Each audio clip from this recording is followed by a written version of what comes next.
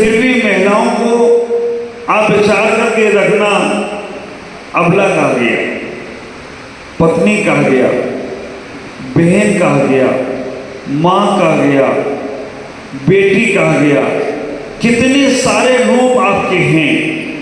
अगर उन रूपों को हम देखने का प्रयास करें, बहन, बेटी, माँ, पत्नी, ये सारे रूप आपके, दादी आपके रूप है, नानी आपका रूप है। तो आज हमें इतना ही विचार करना है, सुहाग दशमी के दिन इतना मन में विचार करो कि स्त्री पर्याय में हमने सारे रूप पा लिए हैं। माँ भी बने हैं, पत्नी भी बने हैं, सब कुछ हमने पा लिया है, बेटी भी बनी है, बहन भी बनी है, हमने सब कुछ पा लिया है। और ये हम अगर इस पाने के बाद अगर हम खुश होते रहे तो बार बार ये पर्याय हमें मिलती रहेंगी।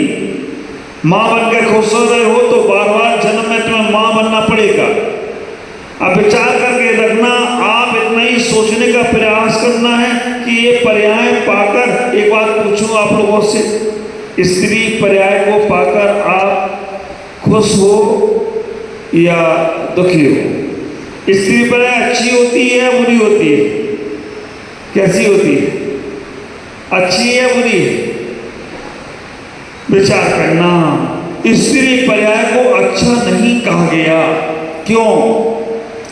एक ही रीजन कहा गया, स्त्री पर्याय इसलिए अच्छी नहीं है क्योंकि स्त्री पर्याय से मुक्ति नहीं होती है। स्त्री पर्याय से संसार से मुक्त नहीं हो सकते हैं। स्त्री पर्याय से हम संसार से ऊपर नहीं जा सकते हैं। इसलिए स्त्री पर्याय को अच्छा नहीं कहा गया।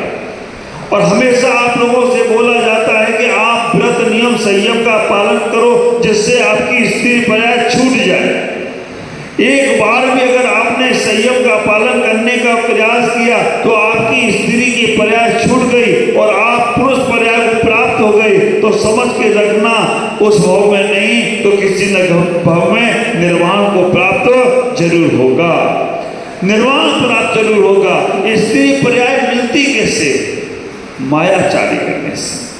आचार्य शिवकोटि महाराज भगवती आराधना में कहते हैं, केवली भगवान की दिव्य देशना, केवली भगवान की दिव्य देशना और स्त्री की मायाचारी सहज होती है, उसमें कुछ करना नहीं पड़ता है, मन में कुछ होता है, वचन से कुछ बोलते हैं और आचार अन्यथावादी नहीं होते।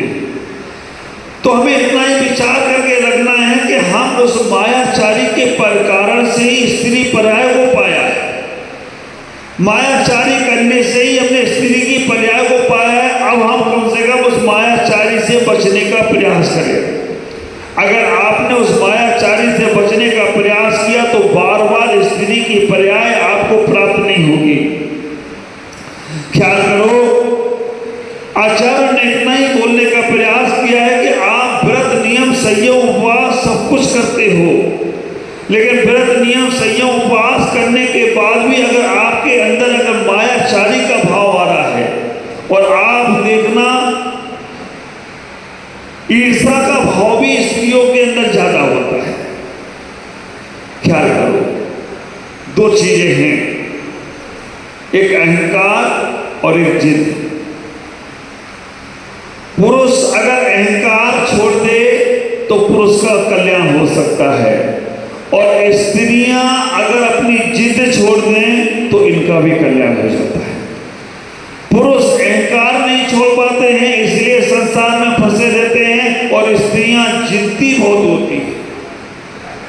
ख्याल करो, अभी तो लग रहा होगा महाराज क्या क्या बोले जा रहे हैं। स्त्रियों की उपमा मक्खी से दी गई। मक्खी जैसे जिद्दी होती है ना, अगर कहीं बैठ जाए उसे उड़ाओ तो बार बार वहीं बैठेगी, बार बार वहीं बैठेगी, बार बार वहीं बैठेगी। ऐसे स्त्रियों को कोई चीज की मना की जाए तो बार बार वही करेगी, बार बार वही करेगी। तो आप विचार करके रखना, फिर वो करने के कारण से, वो जिद्दी के कारण से वो किसी का प्यार नहीं पा पाते। इतना ही विचार करो, तुम्हारे पास सब कुछ है लेकिन उसका सदुपयोग करने का प्रयास करो। जो मैं बात कह रहा हूं वो सबके लिए नहीं कह रहा हूं, सारी स्त्रियां ऐसी नहीं होती हैं। अब आपको अगर स्त्री पर्याय का छेदन करना है और आज यहाँ व्रत नियम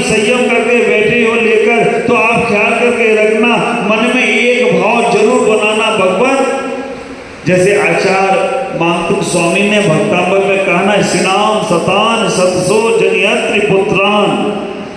हे भगवान, अगर हमें स्त्री की पर्याय देना ही है, अगर स्त्री की पर्याय दी है तो हमें कोई तीर्थंकर जैसा बेटा जन्म देने को देना। अगर तीर्थंकर जैसा बेटा हमारे घर से, हमारे गर्भ से जन्म ले लिया तो ख्याल करके रखना, हम इस पर्याय से हमेशा हमेशा के लिए छूट जाएंगे। हम लोग पंच कल्याण करते हैं तब तुम्हारी महिमा का बहुत बखान करते हैं। ये जो थोड़ी सी बात मैंने कही है ना, वो थोड़ी सी बातों पर ज्यादा ध्यान मत देना, लेकिन जो मैं और कहना चाहता हूँ उनको ध्यान देने का प्रयास करना। ये सारी विकृतियां हैं, इस कारण से तुम्हें स्त्री की पर्याय मिली है, लेकिन अभी तुम्हें ये सब नहीं कर क्या करना है।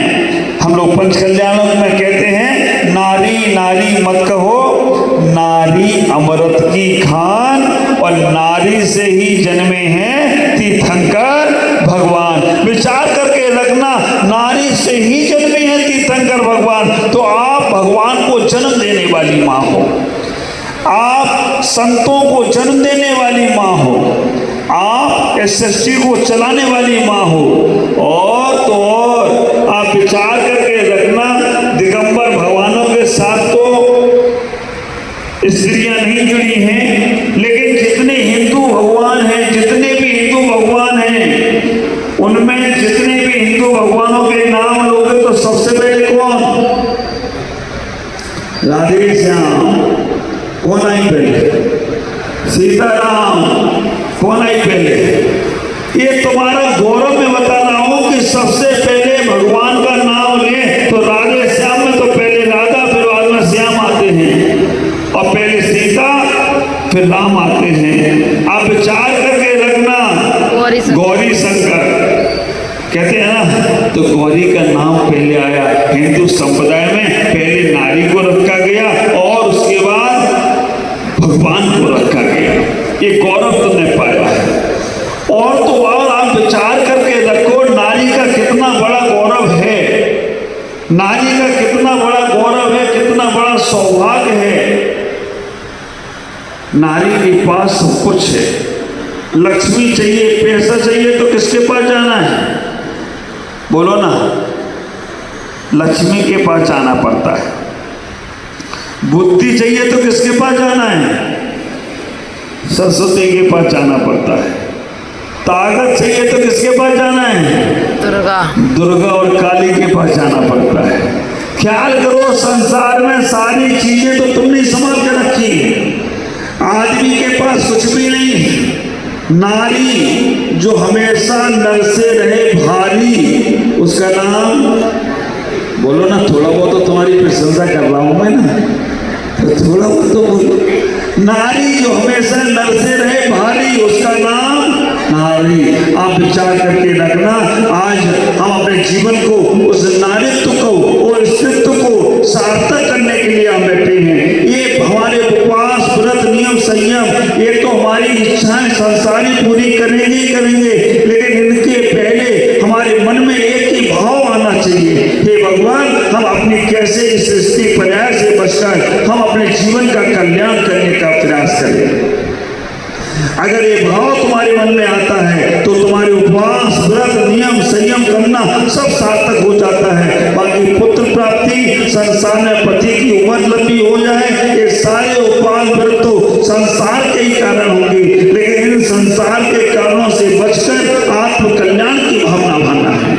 उस आत्म कल्याण की भावना भाने के लिए आप अपने जीवन को व्यवस्थित करें, घर को व्यवस्थित करें, संसार को व्यवस्थित करें, जिससे आपका जीवन बहुत बहुत मंगलमय होगा। मैं आपसे इतना ही कहना चाहूंगा कि आप अपने जीवन को उस सत्यत्व पर लाने का प्रयास करें, सही बनने का प्रयास करें।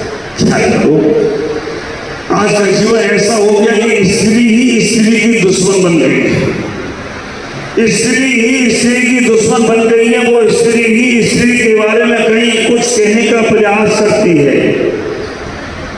जब बेटी घर में आ जाए और उस माँ को बेटी नहीं चाहिए तो वो माँ ही अपनी उस बेटी को खत्म करवा दीजिए। आप ख्याल करके रखना, उस माँ के